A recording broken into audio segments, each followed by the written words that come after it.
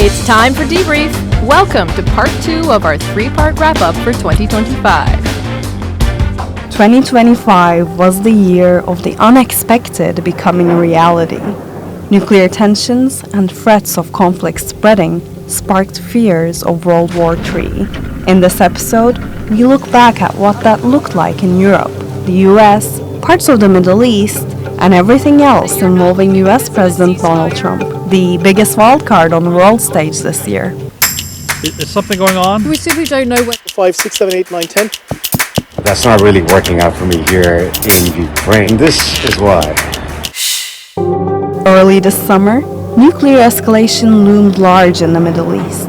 And while even the most feared moments had advance notice, many still weren't prepared for what was to come. The UN watchdog has ruled Iran is not complying with its nuclear obligations.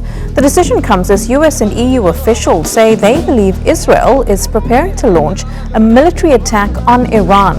The rising tensions and the prospect of Iranian retaliation has prompted the US to withdraw its diplomatic staff from Iraq and authorize a voluntary departure of US military families in the Middle East. There's a chance of massive conflict. We have a lot of American people in this area, and I said, we got to tell them to get out, because something could happen soon. In breaking news, Israel has attacked several locations around Iran, saying it targeted the country's nuclear and military infrastructure. Yes, there are reports of casualties and high-profile casualties. Indeed. More than 200 warplanes were involved. The massive attack on Iran by Israel has brought concern and condemnation from across the world. Tel Aviv says scientists it claims had been working on a nuclear bomb. Iran's ballistic missile program and its uranium enrichment facility have been directly hit. World leaders are urging restraint, fearful of an all-out war between two of the most militarized countries in the Middle East. In a matter of hours, Israel's Operation Rising Lion decapitated Iran's top military and paramilitary command. The general sentiment in Iran across the country screams war. They're all calling for retaliation, harsh and immediate, of course. One building, I believe, was hit during that attack, and we saw plumes of smoke coming out of there. The attacks are ongoing, and it looks like it's going to keep on going for at least a few days, according to military sources. Israel and Iran exchanged days of strikes, which turned the focus onto Israel's big brother, the US.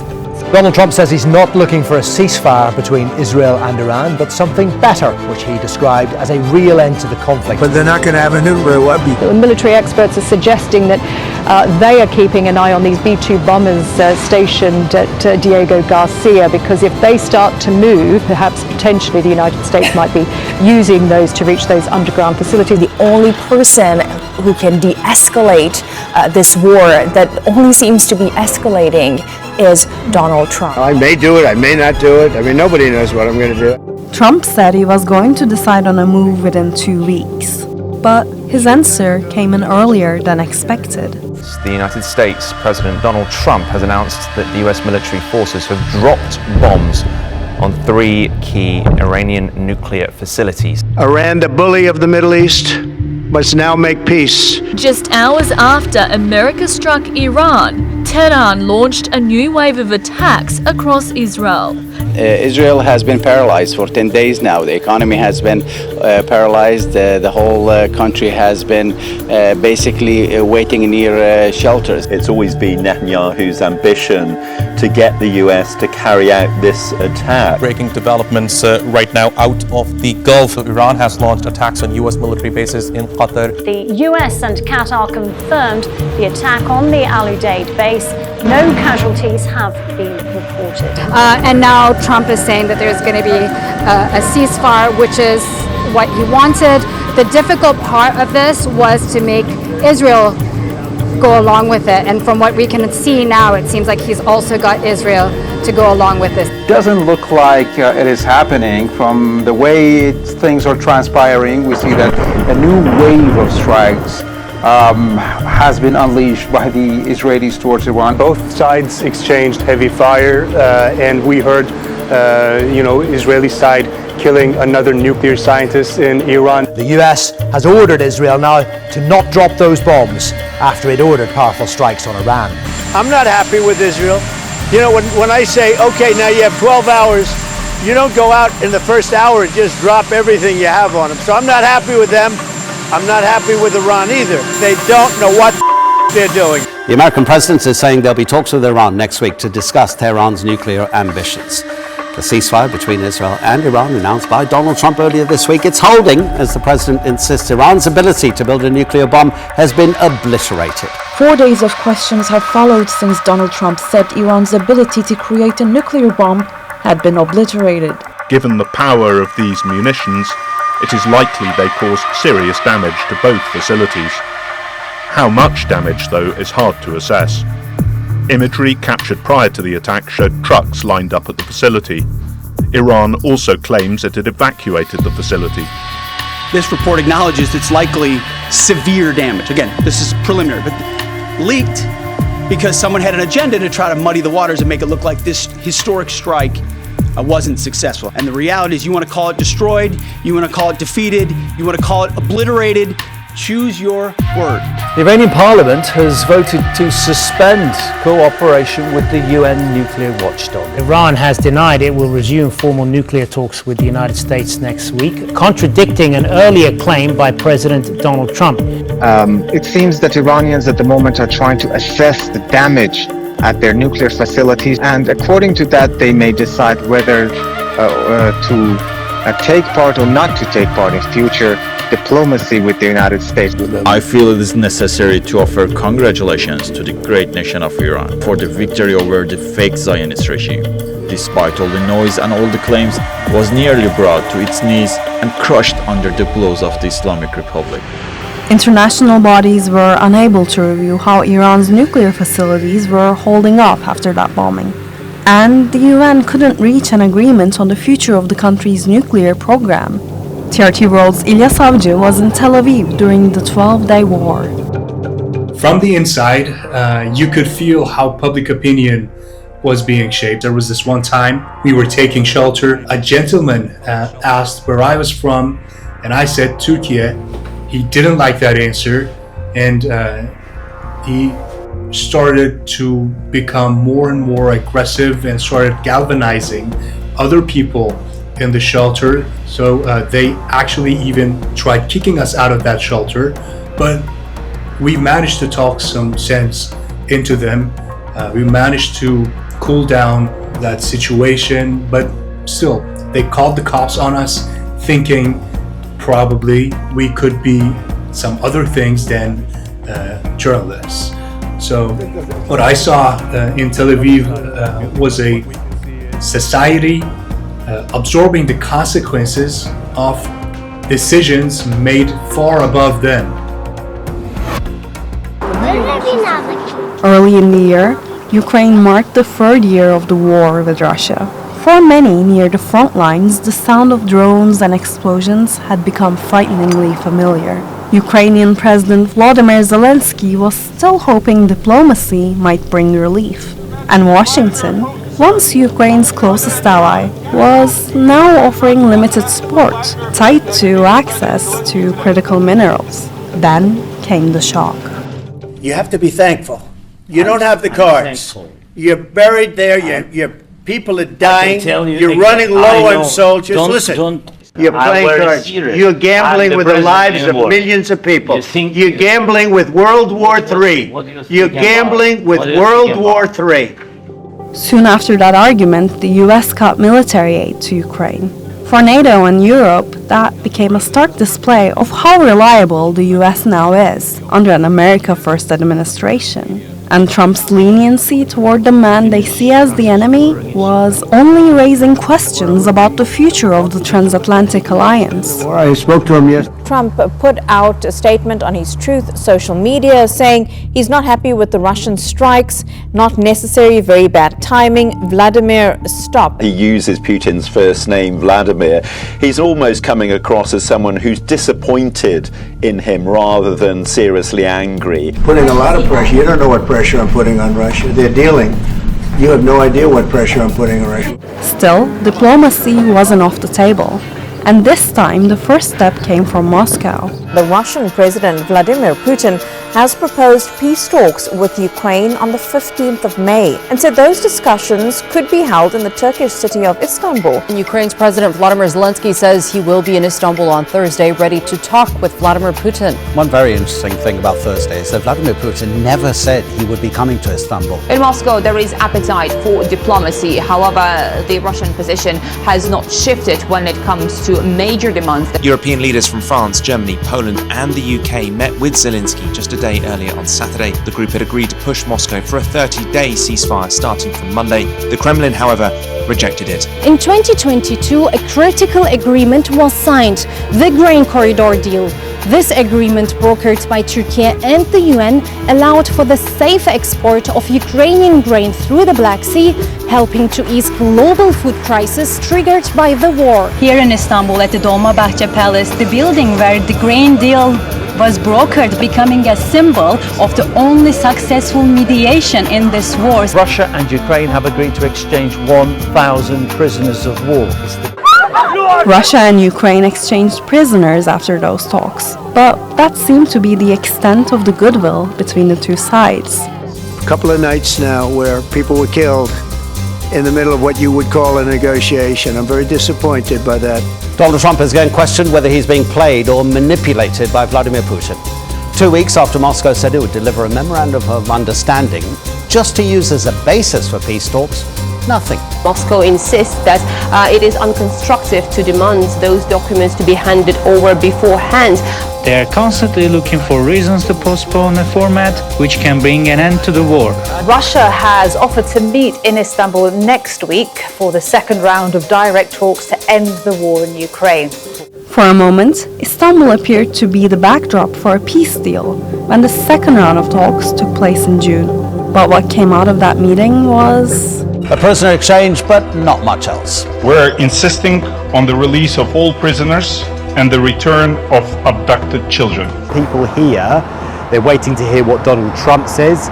He's the deal maker in this process. Ukraine demands a leaders' meeting because Zelensky believes there won't be a ceasefire unless Putin shows up. If President Trump supports such an idea, we will be grateful. President Erdogan, President Trump, myself and Putin. We are ready for such a meeting any day. Vladimir Putin immediately dismissed the idea of direct talks and rejected the call for an unconditional ceasefire.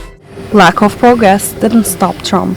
He set deadlines for an agreement, threatened sanctions, and even moved nuclear submarines. But what gave him sudden optimism was his special envoy and close friend Steve Witkoff's trip to the Kremlin. Putin later returned the gesture in person. It's the first time the Russian president has stepped on US soil since 2015, and it's the first time since 2019 Trump and Putin have met. I believe we had a very productive meeting. There were many, many points that we agreed on, most of them I would say, a couple of big ones that we haven't quite gotten there, but we've made some headway. We were expecting, something at least to come out of this meeting. President Trump had said before he left that, he would be very unhappy if at least a ceasefire wasn't agreed to.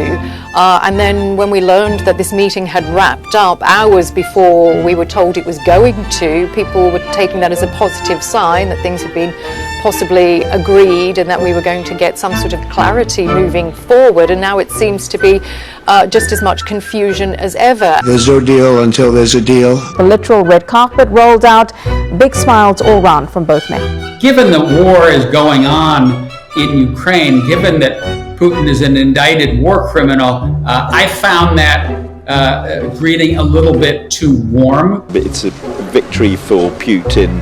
The fact it's here, it's close to Russia, it's not far from him to come, and it's a long way from Europe. This is a venue that is so far away from Europe. The United States cares less about Ukraine than Europe does. So ultimately, Zelensky might not be there, but the deal is only going to fly if Zelensky approves it. European leaders, largely sidelined from the process, rushed to the White House, escorting Zelensky on his second trip to Trump's residence this year. The optics there was, it looked very similar to what we saw in February, but sounded completely different. So there is a playbook right, for how to deal with Donald Trump. And so the first two things, right, were wear a suit and say thank you a lot. Thank you so much, Mr. President. First of all, thank you for the invitation. Look, I think he said thank you in that first meeting more than a dozen times. All of us want to finish this war, stop Russia and stop this war. We spoke about it and we will speak more about security guarantees. Your indication of security guarantees, of some sort of Article 5 style guarantees, fits with what we've been doing with the Coalition of the Willing. Europe was right to be worried. A war nearing its fourth year on their doorstep was edging closer. In autumn, unidentified drones were spotted in NATO airspace, particularly over the Baltic. Many in the region believed it was Russia. Because of all that, the alliance has been ramping up its drills and even agreed to increase individual defense spending earlier in June. Meanwhile, Moscow was gaining more ground in Donbass. Russian sources, they're talking about having taken control of more than 95% of Pokrovsk city. From the Ukrainian side, they're not talking about the extent of control that the Russians have at this point in time. Well, Russia has long been wanting to capture the city of Pokrovsk. Seizing it would put Vladimir Putin one step closer to occupying the entire Donbass region. And if the city does fall, it would make it almost impossible to defend nearby Mirnohad. Ukraine's top commander also says things have significantly worsened for his army in parts of Zaporizhzhia. Ukrainian troops have been forced to withdraw from 5 villages in that region. So let me quickly ask you this. Is Ukraine losing the war? Well, it's certainly not winning it, and it's increasingly difficult for the Ukrainians to hold the line. The Russians are clearly piling in. By the end of the year, the war was showing no signs of abating, and the proposals for peace seemed less realistic. A new plan for ending the war in Ukraine has been drawn up by the United States. Donald Trump is said to have been inspired by his Gaza peace plan to secure a deal for Kiev with Moscow. He's suggesting Ukraine give up part of its territory. The 28-point peace plan being floated by the Trump administration would demand Ukraine shrink the size of its military, shrink the size of its weaponry, and shrink the size of its nation. Donbass region, also Luhansk and Donetsk, they would be also recognized as being de facto Russian. Areas that Kiev is withdrawn from, they would be deemed as a demilitarized zone along that line there. Russian forces won't be allowed to enter. The front lines in Kherson and Zaporizhzhia down here now, they'd be frozen along the line of contact. And Ukraine would have to reduce its army to 600,000. NATO wouldn't be able to station troops, but Kiev would receive reliable security guarantees, but the plan doesn't specify what they are. A proposed peace plan by the US and Russia, endorsed by Donald Trump, has caught Kiev on the back foot. No involvement in the negotiations, nor any from Europe, has seen the proposals amount to what some have called a capitulation to Russia. There has been plenty of debate around that plan. For now, it offers little clarity on what a future peace might look like. On the battlefield, the war remains a bitter stalemate. At the negotiating table, it is still full of suspense. TRT World's Kübra Koç was following the talks in Istanbul. So at some point, when we were rolling, they were asking me questions after questions after questions. Don't know the exact But still, what I understood from my interaction with the presenter that I needed to talk a lot more. So there was this Turkish lady. She came with a banner and it reads, "President Putin, I invite you to come for all innocent children, please." But up until this moment, I didn't notice they were there because I was so focused on the building, the delegation. Latest information is coming. News desk is also always in touch with you. You need to answer a lot of messages. You need to check in with a lot of people. So I started to talk about how some people came there, and I mentioned this very banner saying just an ordinary citizen. She's here, she's holding a banner, there's no political request here. Then I noticed it was even, that story was even much bigger than I understood it was, because even on societal level, if an ordinary Turkish citizen is so much aware of this issue, Putin even not showing up, like although he was asked to, and it really impacted me, and I mentioned that on air, and it gave us some space to talk about more humane stuff, more humanitarian stuff about children, and also I remember that lady saving my livelihood and also giving me another angle to expand this story even further. Hi, Donald John Trump. From domestic turmoil to foreign flashpoints, Donald Trump has made himself unavoidable in 2025. I was saved by God to make America great again. From day one, he began to dismantle systems in the US that ensured constitutional rights, checks and balances on executive power, public health, food assistance, and more. He brought in billionaire Elon Musk and his chainsaw to fire tens of thousands. His administration also cracked down on universities, targeting students protesting Israel's genocide. Chaos outside Columbia University in New York on Monday, where demonstrators demanded the release of Mahmoud Khalil. He was one of the main student organizers of last year's pro-Palestinian tent demonstrations. He was arrested even though he's a lawful permanent resident with a green card. They've been demonstrating against funding cuts, the detention and expulsion of international students, as well as new restrictions on making speeches about Gaza on their campuses. Tufts University grad student Ramiza Ozturk was grabbed by masked federal agents not far from her home in Massachusetts. From LA to Portland, Chicago to New York, Trump-backed ICE raids hit the headlines in June and never stopped.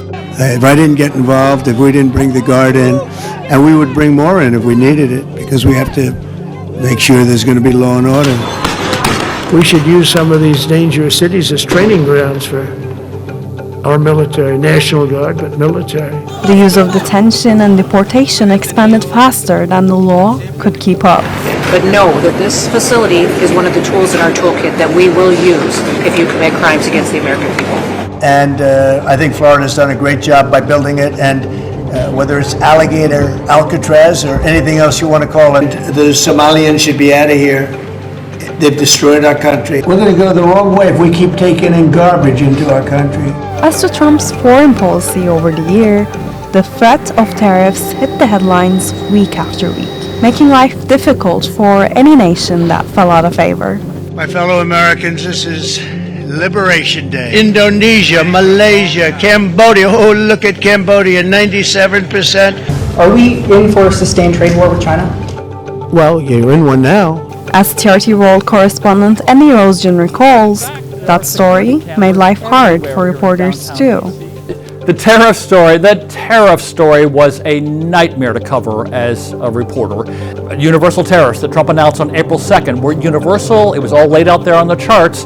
Extremely tough because, as we know, Trump almost immediately, he and his team started backtracking. They started carve-outs for different nations. They put a pause on about 90 nations. It was so confusing figuring out who was on pause, who was a go. The Trump team, and I think they really hurt themselves on this, their credibility, because it wasn't just Trump, but the people around him, his Treasury Secretary, his Commerce Secretary, were all over the map on where these tariffs were going. We've done it. We've reached an agreement with the Chinese. Well, it later turned out it was more of a framework of an agreement with the Chinese. And again, there are all these carve-outs. Canada had its own issues. Mexico had their issues. In some ways, I think the Trump team kind of liked it that way, because if you keep the reporters, the news media, a little off balance, they don't really criticize you as much, because they have to remember, okay, where did we stand with tariffs last week and with China and then with South Korea? Trump didn't stop there. He also slashed U.S. foreign aid. We're going to be looking at tremendous amounts of money, Peter, being spent on things that bear no relationship to anything and have no value. We're talking about trillions of dollars. And Chase's dream of winning a Nobel Peace Prize. I'm really good at this stuff. Your countries are going to hell. I stopped 7 wars. I ended 7 wars. I stopped 7 wars. They'll never give me a Nobel Peace Prize. When Obama came to office, they said, we're going to give him the Nobel Peace Prize. He actually said, what did I do? I didn't do anything. I've been saying I stopped 8 wars. The person who actually got the Nobel Prize called me and said, I'm accepting this in honor of you because you really deserved it. And April saw the passing of Pope Francis, after more than 12 years leading as the pontiff. The 88-year-old Argentinian leader was known for his humor and humility. After a few weeks of mourning, the Vatican looked to the selection of the new pope. Right, breaking news coming in. White smoke pouring from the chimney above the Sistine Chapel in the Vatican. It signals that a new pope has been elected on day 2. It's going to emerge on that balcony shortly, and the whole world is going to see who is the leader of 1.4 billion Catholics. Habeas Papam, we have a pope. Cardinal Robert Francis Provost, or Pope Leo XIV as he'll now be known, the first ever American pope. And by November, Pope Leo was on his first trip to Turkey and Lebanon. Traditionally, a pope's first trip signals his priorities, suggesting he'll be focusing on issues in the Middle East.